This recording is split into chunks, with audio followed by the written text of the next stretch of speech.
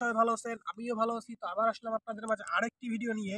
তো এই ভিডিওতে আমি কথা বলবো আপনাদের মাঝে, সেটা হইলো একটি ঘাস নিয়ে, যে ঘাসটির নাম হইলো দুগলা ঘাস। হ্যাঁ, দুগা ঘাস যেটাকে বলে, দুগা ঘাস সম্বন্ধে বলবো। তো আগাছা হিসেবেই কিন্তু বিবেচিত হয় দুর্বা ঘাস, যেটাকে বলে দুর্বা ঘাস। এটা কিন্তু আমরা আগাছা হিসেবেই ব্যবহার করি। তো যেখানে সেখানে এটা কিন্তু যেখানে সেখানে মানে মাঠে যেখানে সেখানে একটি এই গাছটি বেড়ে ওঠে বা সেখানে পাওয়া যায়। কিন্তু এই আগাছার মধ্যে রয়েছে কিন্তু মূল্যবান কিছু ঔষধি গুণ এই আগাছার। হ্যাঁ, তো এটা মানবদেহ সুস্থ ও সবল রাখতে গুরুত্বপূর্ণ ভূমিকা অবদান রাখে। তো রক্তক্ষরণ, কেটে যাওয়া বা আঘাতজনিত রক্তপাত, চুল পড়া, চর্মরোগ, তারপরে হলো দন্তরোগ ও আমাশয় বেশ উপকারী। তো এই দুর্গা ঘাসের কিছু আর কি আছে। তো শরীরের কোনো স্থান কেটে গেলে দুর্গা ঘাস যদি পিষে আক্রান্ত স্থানে প্রলেপ দিলে রক্ত পড়া কিন্তু সঙ্গে সঙ্গেই বন্ধ হয়ে যায়।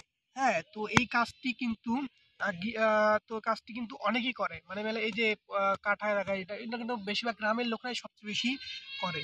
তো এক্ষেত্রে দুর্বার শিকড় ব্যবহার করে করা কিন্তু বেশ উপকার পাওয়া যায়, যেটা করে দুর্গার যেটা কাজটা আছে সেটা শিকড়।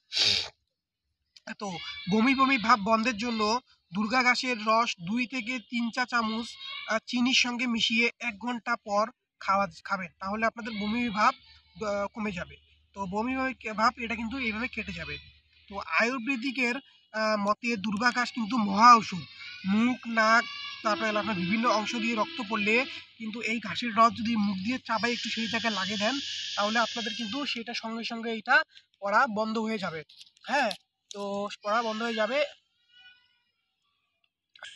তো এইগুলো হলো আপনার দুগলা ঘাস। হ্যাঁ, এগুলোর যে শিকড়গুলো আছে, এই শিকড়গুলো কিন্তু আপনারা ভালোই কাজে দেবে। আর যদি এই যে পাতাগুলো আছে, এই পাতাগুলো কিন্তু যদি চাবাই খাওয়াই দেন, মানে sorry, চাবাই যদি প্রলেপ লাগাই দেন, তাহলে কিন্তু আপনাদের রক্তক্ষরণ কিন্তু সঙ্গে সঙ্গে বন্ধ হয়ে যাবে। হ্যাঁ, তো এই যে দেখেন একটা মাঠ, এটা যেখানে একটা মাঠ আছে এখানে, তো এই মাঠে কিন্তু আপনাদের আহ তো এইগুলো মাঠে আর কি আপনাদের দুগলা ঘাসগুলো হয়ে থাকে। তো বলা যায় হলো আপনাদের এটা হলো মানে পরিত্যক্তটা, যেটাকে আমরা আগাছা হিসেবে ব্যবহার করি, আগাছা। তো এই আগাছাটা একটা যে এত পরিমাণে এটা ওষুধের একটা যে এত প্রয়োজনীয় একটা জিনিস, সেটা হয়তো আমরা অনেকেই জানি না।